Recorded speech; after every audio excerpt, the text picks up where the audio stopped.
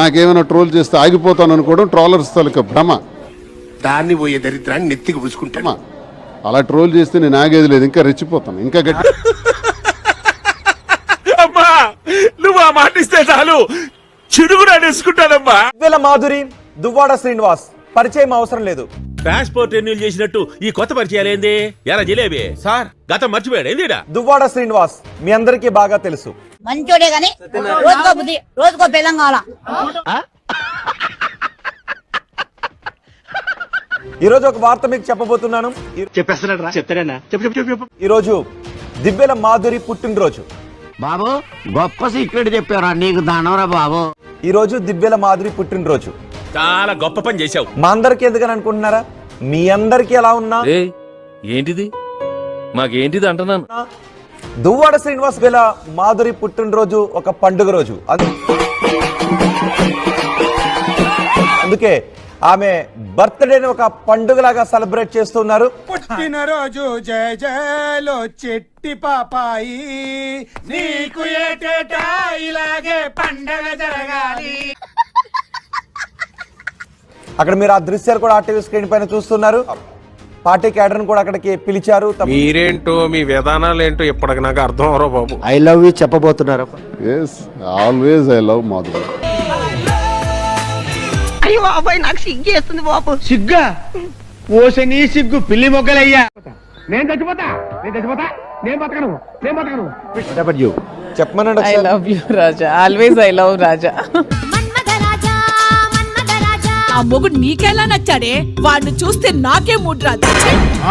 అక్కడికి నిన్ను చూస్తే మాకేదో వస్తానట్టు. అమ్మాయి ఏం ఫీల్ ఉన్నది మామయ్య? ఫ్యామిలీ గొడవలు చాలా ఇంట్రెస్టింగ్ గా ఉంటాయి కదండి. మరీ ఇంత ఓవర్ ఎక్స్పెక్టేషన్ తట్టుకోలేకపోతున్నాను భయ్య. ఒకసారి కళ్ళల్లోకి చూసుకుని చెప్పమనండి. ఒకసారి కళ్ళు పెట్టి చూడవెందుకు అంటే పబ్లిక్ అయిపోయారంటారా మీరు? బరితెక్కించేశారా? చెప్పలేని గుండె కోత పోల్చుకుందుకు.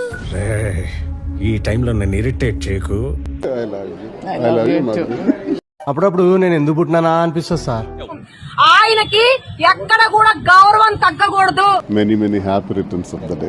థ్యాంక్ యూ రాజా.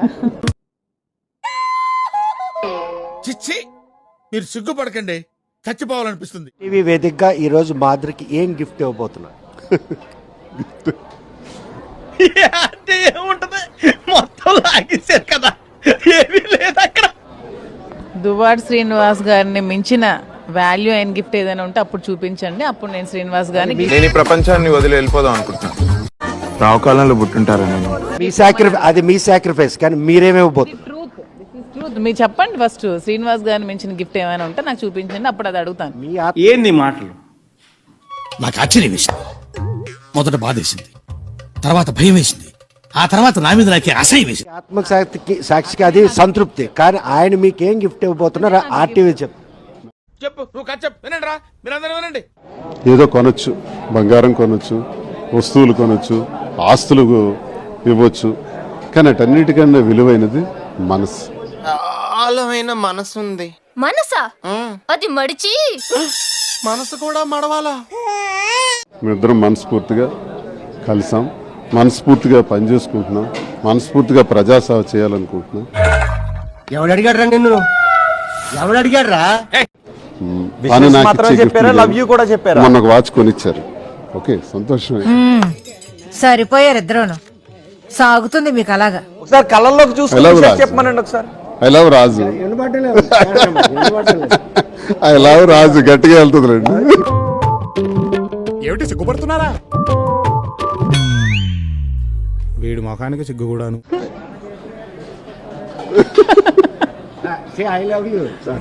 ఈ పాపం నేను చూడలేదు, నేను చచ్చిపోతా. అబ్బబ్బా, మన కళ్ళ ముందే గడుచుకోవడం ఏందిరా చండాలమా? కర్మ పెద్దనాన్న కర్మ.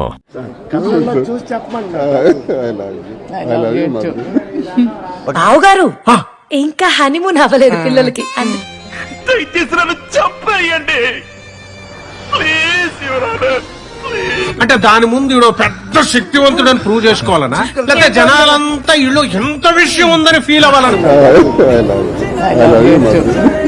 యుద్ధం కూడా ఆ తర్వాత ఆపేస్తారా. నువ్వేంట్రా పొద్దున్న లేచిన దగ్గర నుంచి దాని మీద దాడి చేస్తానే ఉన్నావు ఏదో మూల. అంత ఆరాటం ఏంటి నీకు? చూడటం కాదండి, మీరు చెయ్యాలంతే. మీరు ట్రై చేస్తారన్నారంటే అది ఓకే అయిపోయిన